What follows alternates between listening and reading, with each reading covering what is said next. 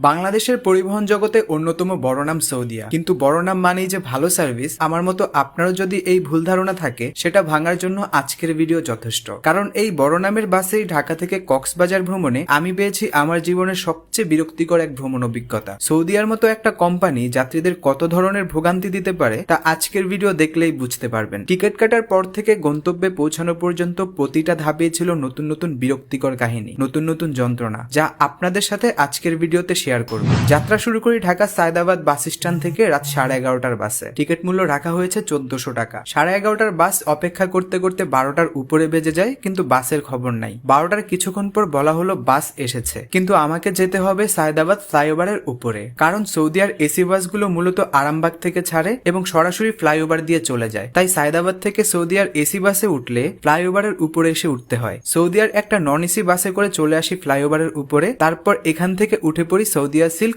এই এসি বাসে। ফাইনালি 12:20 সায়দাবাদ থেকে যাত্রা শুরু করি। বাসে উঠে পাশের সিটের যাত্রী থেকে জানতে পারি 11:30টার বাস আরামবাগ থেকেই ছাড়া হয় 12:10। মানে ভাবা যায় সৌদিয়ার মতো একটা পরিবহনের টাইম টেবিলের এই অবস্থা। যাই হোক, তারপর শুরু হয় পথের কাহিনী। বাসে ওঠার পর থেকেই লক্ষ্য করছিলাম ড্রাইভারের ড্রাইভিং এর থেকে ফোনের দিকেই মনোযোগটা বেশি। এক হাতে ড্রাইভিং, এক হাতে ফোন টিপাটিপি, কিছুক্ষণ পর পর ফোনে কথা বলা। এই হচ্ছে ড্রাইভারের অবস্থা। আর গাড়ির অবস্থা যদি বলি,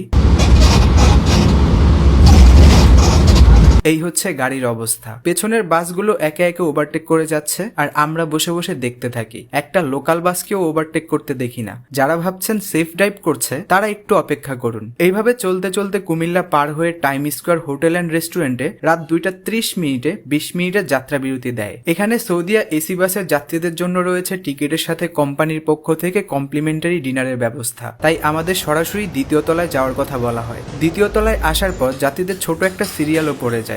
এখানে টিকিট দেওয়ার পর খাবার দেওয়া হয়, একটা পানি, রাইস, ভেজিটেবল এন্ড চিকেন। খাবারের মান হাইওয়ে রেস্টুরেন্ট, তারপর আবার ফ্রি হিসেবে খারাপ ছিল না, মোটামুটি বলা যায়। খাবার শেষ করে ফিরে আসি বাসে। বাসে এসে মনে হলো সিট সম্পর্কেও কিছু বলা দরকার। বাসের সিটগুলোতে নেই কোনো লেগ রেস্ট। সিটে ব্যবহার করা হয়েছে র্যাকসিন, যার কারণে ব্রেক দিলেই স্লিপ কেটে সামনের দিকে দৌড় দেওয়ার মতো অবস্থা। লং জার্নির জন্য এরকম সিটগুলো মোটেও কমফোর্টেবল না। যাই হোক, 20 মিনিটের যাত্রা বিরতির কথা বলা হলেও 40 মিনিটের যাত্রা বিরতি শেষে আবারও যাত্রা শুরু করে আমাদের বাস। তারপর থেকে শুরু হয় মূল কাহিনী। ড্রাইভারের গাড়ি চালানো দেখে মনে হচ্ছিল তারে কেউ জোর করে ড্রাইভিং সিটে বসাই দিছে। তার গাড়ি চালানোর কোনো ইচ্ছা নাই। একে একে পরিবহনের বাস, লোকাল বাস, এমনকি ট্রাকগুলা পর্যন্ত ওভারটেক করে চলে যাচ্ছে। আর ফাঁকা রাস্তায় সে বসে বসে টেসলা চালাচ্ছে। এইরকম বিরক্তিকর ড্রাইভিং দেখে যখন ভাবলাম একটু ঘুমাই সময়টা পার করি, তখন কানে ঝুনঝুনির মতো বাজতে থাকে সাসপেনশনের এই শব্দ,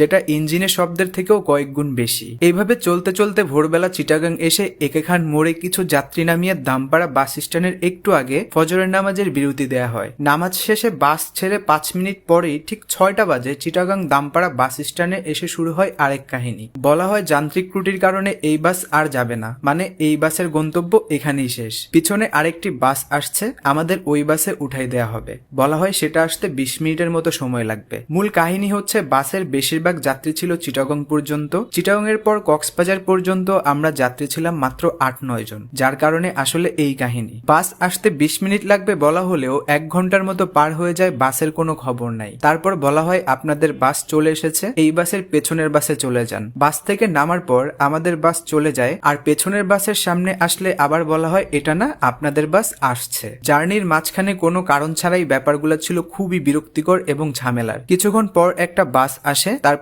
আমরা কক্সবাজারের যেই কয়জন যাত্রী ছিলাম এই বাসে উঠে পড়ি। বাসে উঠে অপেক্ষা করতে থাকি বাস ছাড়ার জন্য, কিন্তু ড্রাইভারের খবর নাই। এত সব কাহিনীর পর চিটাগাং দামপাড়া বাস স্ট্যান্ড থেকে এই বাস ছাড়া হয় সকাল 7:04। এখানে 1 ঘন্টার উপরে সময় নষ্ট করে অন্য একটা বাসে উঠে আবারও যাত্রা শুরু করলাম কক্সবাজারের উদ্দেশ্যে। একটু পর নতুন ব্রিজ এসে সৌদিয়ার কাউন্টারের সামনে আবারও দেয়া হয় ব্রেক। এখানেও প্রায় 10-15 মিনিট পার করে আবারও যাত্রা শুরু করে। এত সময় নষ্ট করার পরও, যাত্রীদের এত ভোগান্তি দেওয়ার পরও তারপরও তাদের মধ্যে ছিল না কোনো তাড়া, ছিল না বিন্দুমাত্র অনুশোচনা। লোহাগড়াতে এসে ফোর সিজন হোটেল অ্যান্ড রেস্টুরেন্টে আবারও দেয়া হয় যাত্রা বিরতি। পুরো পথে এত সময় নষ্টের পর দিনের যখন 9টা বাজে, এই যাত্রা বিরতি আমাদের কাছে ছিল বিষের মতো। যাই হোক, পাপ যেহেতু করেছি, প্রায়শ্চিত্ত তো করতেই হবে। এখানে প্রায় 30 মিনিটের যাত্রা বিরতি শেষে আবারও যাত্রা শুরু করে। পুরোটা পথে রাস্তা মোটামুটি ফাঁকাই ছিল, হয়নি কোনো যান্ত্রিক ত্রুটি। সবকিছু ঠিক থাকার পরও সৌদিয়ার মতো একটা পরিবহন শুধুমাত্র নিজেদের লাভের কথা চিন্তা করে যাত্রীদের এমন শিক্ষা দিতে পারে সেটা জানা ছিল না।